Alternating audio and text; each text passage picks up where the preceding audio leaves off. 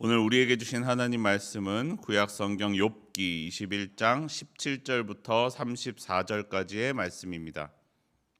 구약 성경 782쪽에 있습니다. 욥기 21장 17절부터 34절까지의 말씀입니다.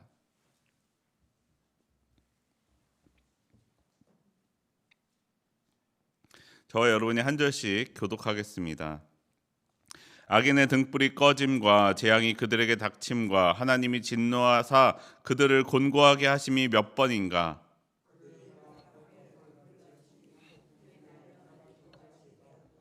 하나님은 그의 죄악을 그의 자손들을 위하여 쌓아두시며 그에게 갚으실 것을 알게 하시기를 원하노라.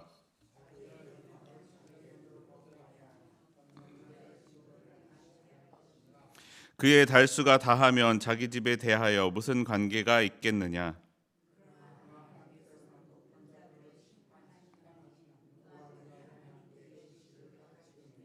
어떤 사람은 죽도록 기운이 충실하여 안전하며 평안하고,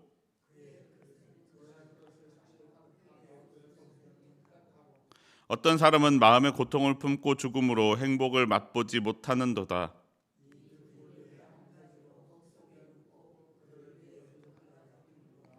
내가 너희의 생각을 알고 너희가 나를 해하려는 속셈도 아노라.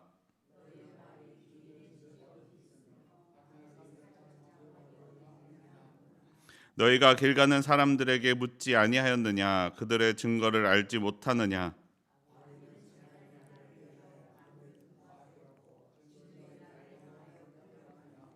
누가 능히 그의 면전에서 그의 길을 알려주며 누가 그의 소행을 보응하랴?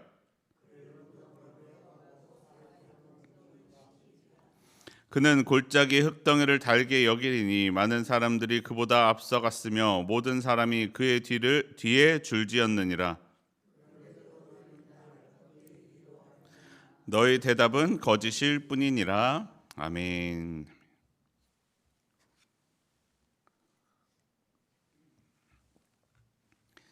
오늘도 이 새벽 기도하기 위해 나온 여러분 환영하고 축복합니다. 우리의 기도 가운데 하나님의 응답이 있기를 바랍니다. 오늘 말씀 가운데 욥은 자신의 말을 들어주지 않는 친구들을 향하여 호소하고 있습니다.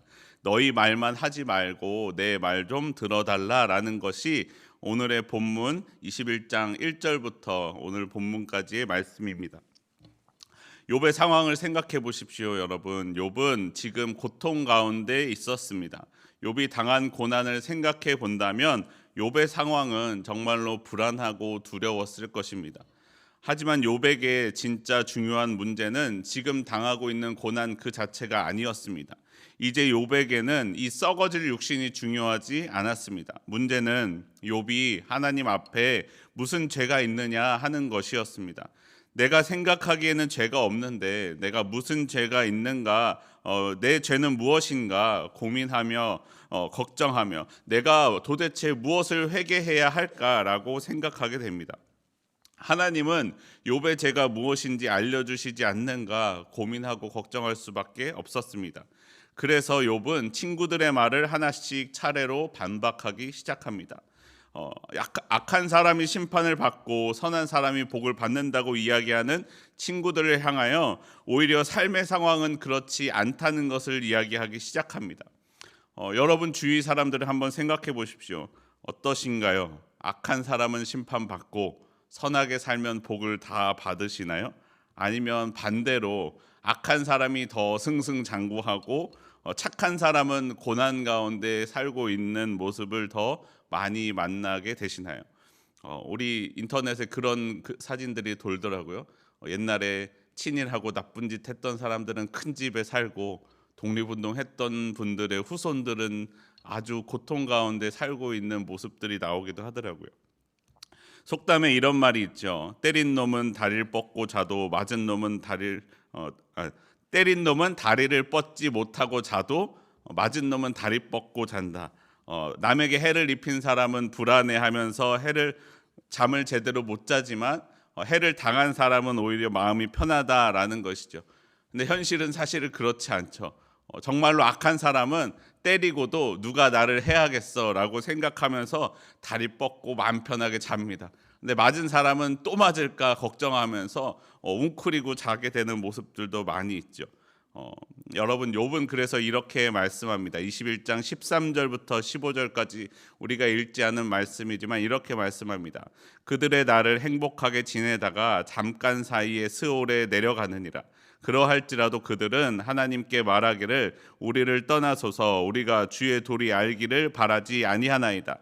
전능자가 누구이기에 우리가 섬기며 우리가 그에게 기도한들 무슨 소용이 있으랴 하는구나. 악한 자들은 세상에서 삶을 행복하게 지냅니다. 그리고 죽을 때도 오래 아프지도 않고 치료 잘 받다가 아주 잠깐의 고통과 함께 죽음을 맞이합니다. 그러면서 그들이 하나님을 향해 이야기합니다. 우리를 떠나십시오. 우리가 하나님 알기를 원하지 않습니다. 왜 우리가 하나님을 섬겨야 합니까? 우리가 기도한들 무슨 소용이 있겠습니까? 라고 말하는 것이 악한 사람들의 삶입니다. 하지만 욥은 또한 이야기합니다. 그렇다고 나는 악한 자들의 생각에 동의하지는 않는다라는 것입니다. 그런 생각에 동의할 수 없다라는 것입니다. 21장 16절에 이렇게 말씀합니다. 그러나 그들의 행복이 그들의 손안에 있지 아니하니 악인의 계획은 나에게서 멀구나. 사랑하는 성도 여러분, 하나님께서 여러분의 삶을 우리의 삶을 지켜보고 계심을 알고 계십니까? 내가 지금 악을 행해도 세상의 법으로는 당장 심판을 받지 않을 수 있습니다. 선을 행해서 권력과 힘이 없는 것보다 내가 악을 행해서 힘이 세지고 권력이 많아지면 아무도 나를 심판하지 않습니다. 또 그렇다고 하나님이 내가 죄를 지을 때마다 하늘에서 번개를 내려서 나를 고통스럽게 하지도 않으십니다. 하지만 하나님은 우리를 여전히 지켜보고 계십니다. 내가 이 세상에서 심판받지 않아도 지금 당장 심판받지 않아도 하나님의 심판은 나를 기다리고 있습니다.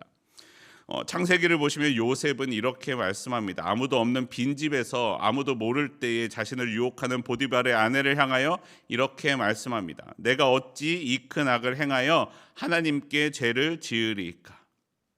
여러분, 우리의 삶도 요셉과 같이 하나님 앞에서 죄를 범하지 않는 삶이 되기를 바랍니다. 내가 죄를 행하고 악을 행하면 이 세상에서는 쾌락과 세상적인 성공을 누릴 수 있을지도 모릅니다.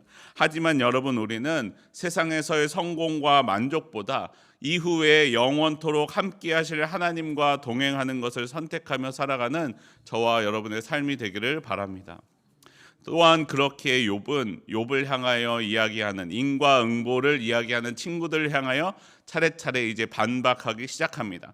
현실이 그렇지 않다는 것이죠. 21장 17절 말씀 우리 함께 한 목소리로 읽어보겠습니다. 시작. 악인의 등불이 꺼짐과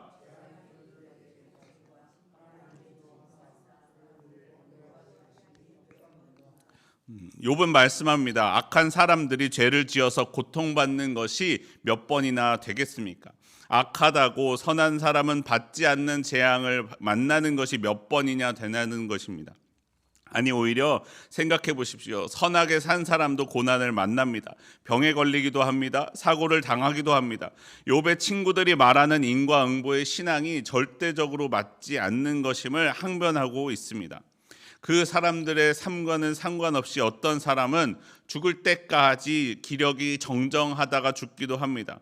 죽을 때에도 행복하게 죽고, 어떤 사람은 죽을 때 행복과는 거리가 멀게 고통스럽게 죽기도 합니다.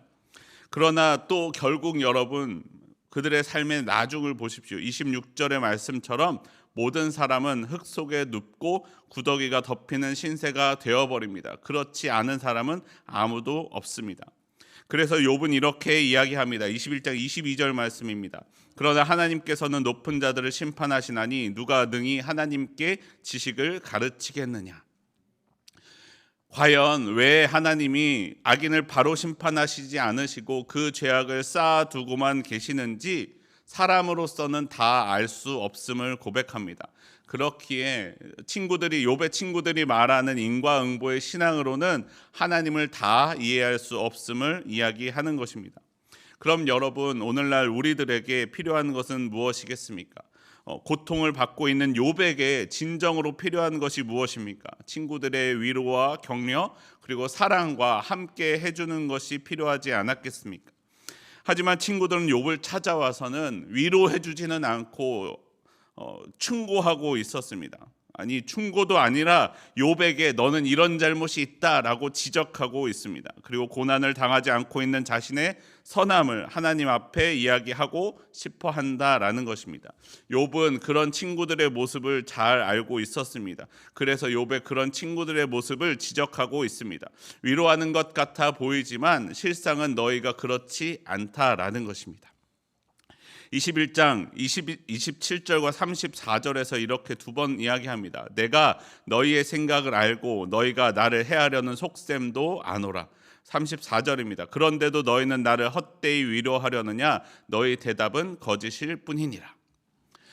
여러분, 우리가 잘 알고 있는 사랑장 고린도전서 13장에서는 이렇게 말씀합니다. 내가 사람의 방언과 천사의 말을 할지라도 사랑이 없으면 소리나는 구리와 울리는 꽹과리가 되고, 내가 예언하는 능력이 있어 모든 비밀과 모든 지식을 알고 또 산을 옮길 만한 모든 믿음이 있을지라도 사랑이 없으면 내가 아무것도 아니요, 내가 내게 있는 모든 것으로 구제하고 또 내 몸을 불사르게 내줄지라도 사랑이 없으면 내게 아무 유익이 없느니라.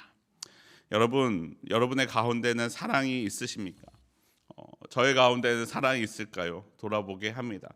내가 아무리 좋은 말을 할지라도, 내게 능력이 있고 지혜가 있을지라도 사랑이 없으면 아무것도 아니고 아무런 유익이 없다라고 말씀합니다. 무엇보다 사랑이 먼저입니다.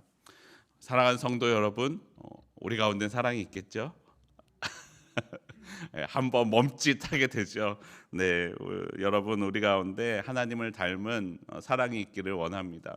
우리 가운데 물론 하나님을 닮은 공의와 정의도 살아 있어야 하지만 그와 함께 잊지 말아야 할 것은 우리한테 사랑이 있어야 합니다. 하나님의 사랑을 놓치지 말아야 합니다. 다른 이의 잘못을 말하지 말라는 것이 아니라 말하되 사랑으로 말하라는 것입니다. 사랑의 매를 들다 보면 그 매에 심취해서 때리다 보면 어느 순간에는 사랑은 없어지고 매만 남는 경우가 있다라는 것입니다. 우리가 그렇게 되어서는 안 됩니다.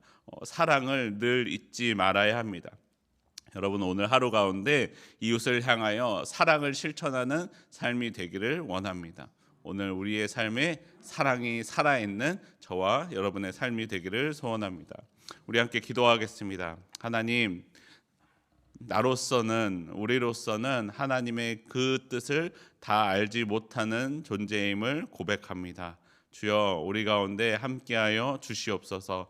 그러나 하나님, 내가 다 알 수 없는 그 가운데에서도 우리 가운데 하나님의 사랑이 여전히 살아있음을 고백합니다. 내가 이웃을 향하여 사랑하는 삶이 되게 하여 주시옵소서. 하나님, 내 마음으로는 온전히 사랑할 수 없음을 고백하오니 주님의 성령 내게 주사 주님의 성령으로 주님의 마음으로 사랑하며 살아가는 삶이 되게 하여 주시옵소서. 주여, 내가 주님 앞에 가는 그날까지 나와 함께하여 주시옵소서. 우리 주 예수 그리스도의 이름으로 기도합니다. 아멘.